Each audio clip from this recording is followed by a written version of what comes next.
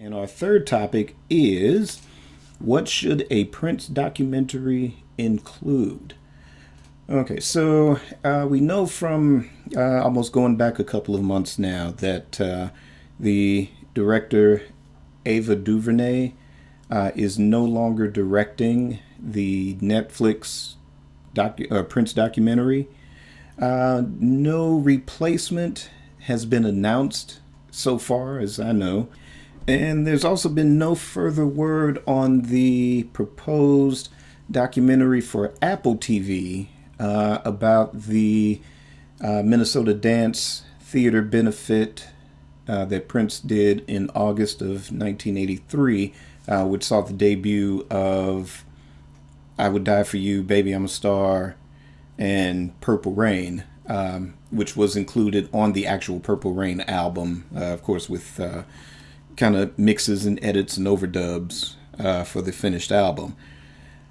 And again, no directors have been announced for that. No release dates for either the Netflix documentary or for the, we'll call it Purple Rain documentary for now.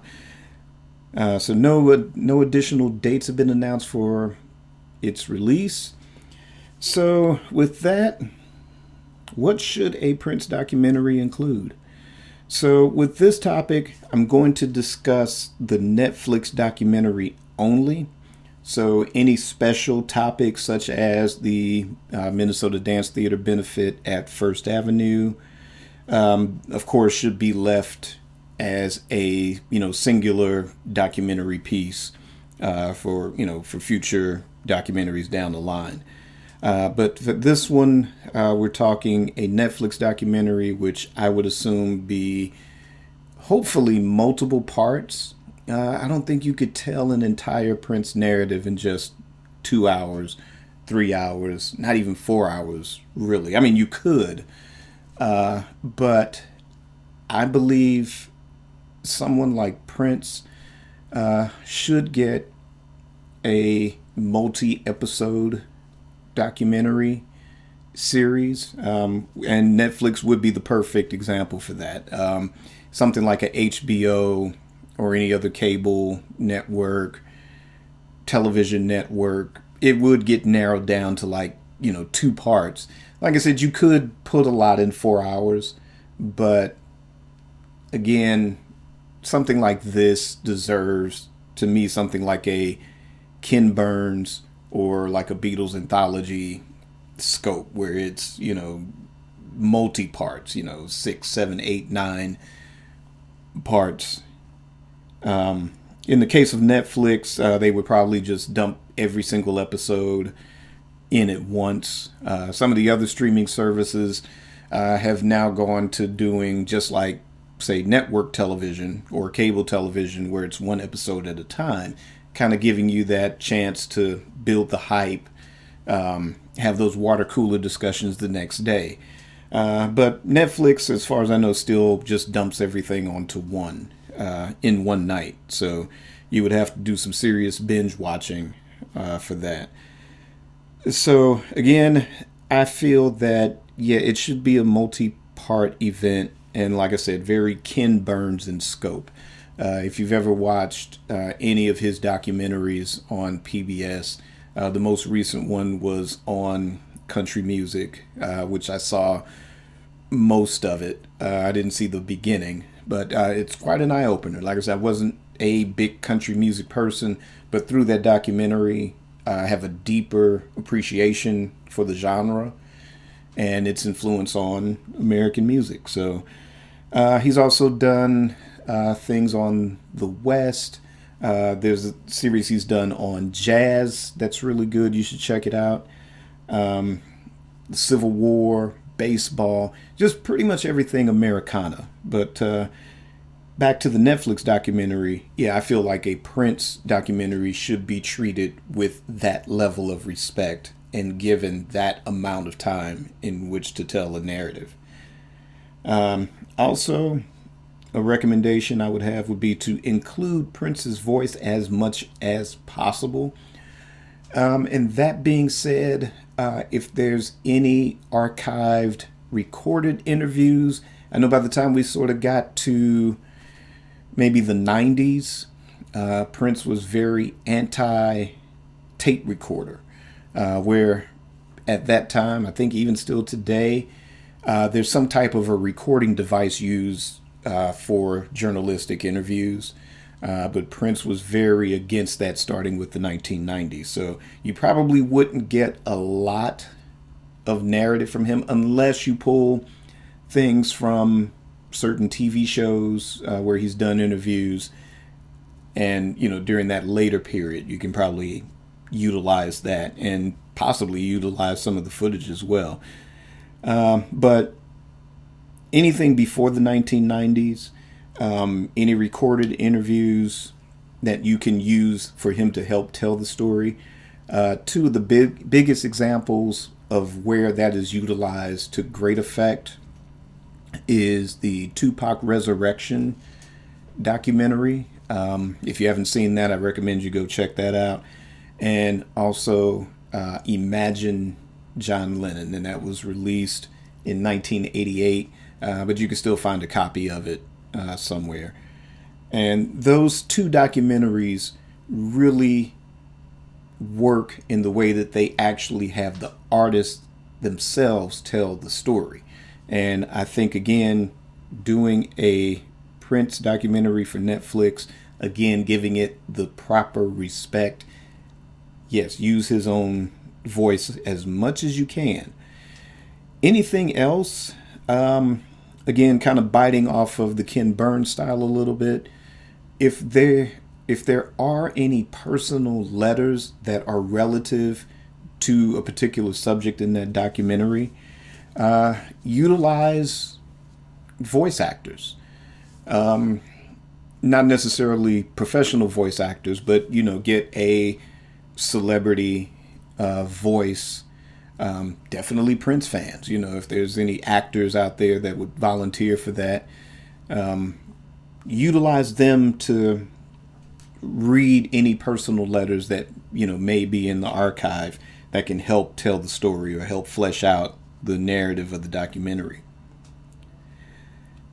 And I would also recommend to pursue the theme that is explored in The Beautiful Ones. And again, we're in spoiler territory here. So basically, the mission statement of The Beautiful Ones is funk, freedom, and ownership. And have it to be something that can inspire the individual, inspire communities, which was what the intention of The Beautiful Ones was. And to a degree, it did accomplish that. So why not carry that mission further, one step further, and include that in the documentary? Have that documentary, have his life story be the example of those three things. Define the funk, what freedom meant to him and how it can be relevant in the lives of others, and also ownership as well. And again, have that narrative expanded to be Prince's voice. Usually a documentary director, when they pick a subject, like a Michael Moore, it's because they pick a subject that they're passionate about. So you would have to utilize a director that would have a similar vision for that. And, not somebody to come in and have whatever preconceived notion of Prince or pick out one little thing about Prince and have that be the documentary. Again, maybe certain special subjects, you can get away with that.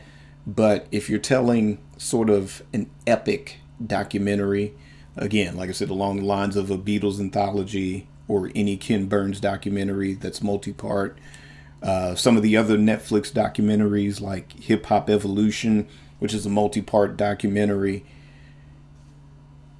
have that narrative give Prince the respect that he would deserve in that, in that field of getting his mission statement across. And with that being said, keep the music at the center. If you can kind of connect the dots, if you can kind of profile in a way based on what we have already, based on the Beautiful One's book, that type of openness, the through line throughout his entire career was that he always wanted people to get to know him through the music.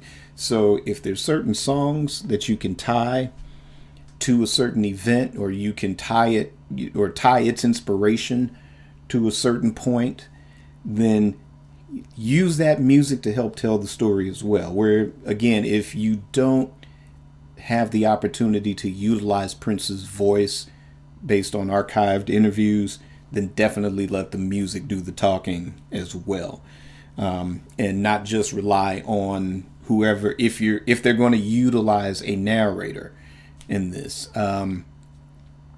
basically, I think Tupac Resurrection, Imagine John Lennon, of course, Beatles Anthology. They don't utilize the narrator in those, and that's something that can work for this. Or in this case, you can do a mixture of it. But again, keep the music at the center.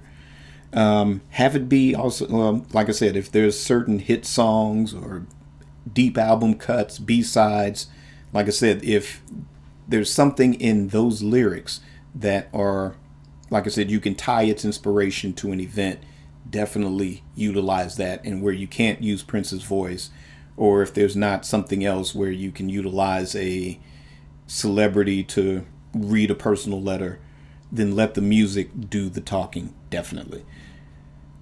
And again, use a mixture of the hits plus any relevant vault material.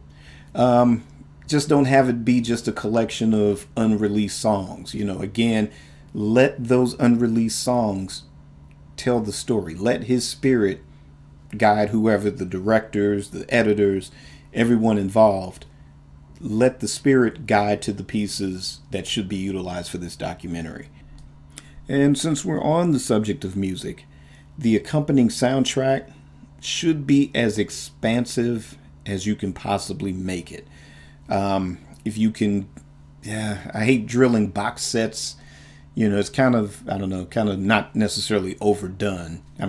But in this particular case, maybe at least a 3 to 4 CD set should accompany this documentary, meaning that the day that documentary drops, you drop it on a Friday, then that Friday you should be able to go to wherever. Amazon should be delivering that 3 to 4 CD set to your house, or you should be at the record store picking it up, bringing it home.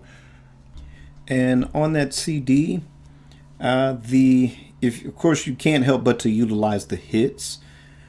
This will be a tricky one because obviously the estate wants to focus on the deluxe editions, certain reissues, so you would have a lot of the original songs there.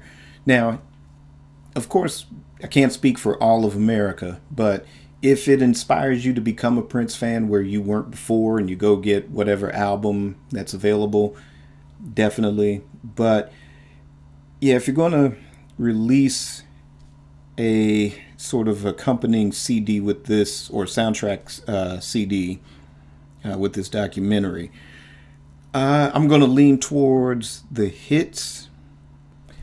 They should be alternate mixes of those hits, and those songs should be mixed in with, of course, unreleased vault material, because that'll get all the diehards in as well.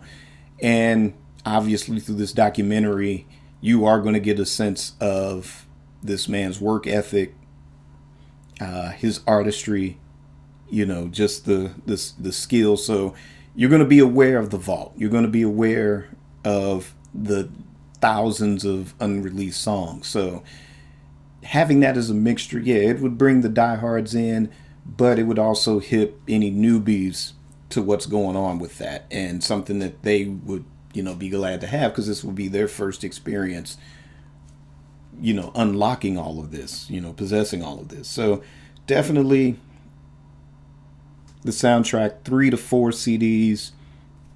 Hits should be alternate mixes of the hits and any unreleased vault material. And I'm going to add to that, have the unreleased vault material be songs that are relative to the documentary. So that's it in a nutshell. So that is basically what I think a Prince documentary should include. And again, like I said, I've only limited this to the Netflix documentary. Obviously, we all have ideas of a million documentaries, but for this one, no playing around on this one, folks. So, but what's most important is, what do you think? What ideas do you have for a Prince documentary? Should it be a multi-part thing? Do you think it can be told in 2 hours or 4 hours, 2-night event? But we're talking other networks. But what do you think? Leave me a comment and let me know. So we're going to end that topic, which is actually our final topic.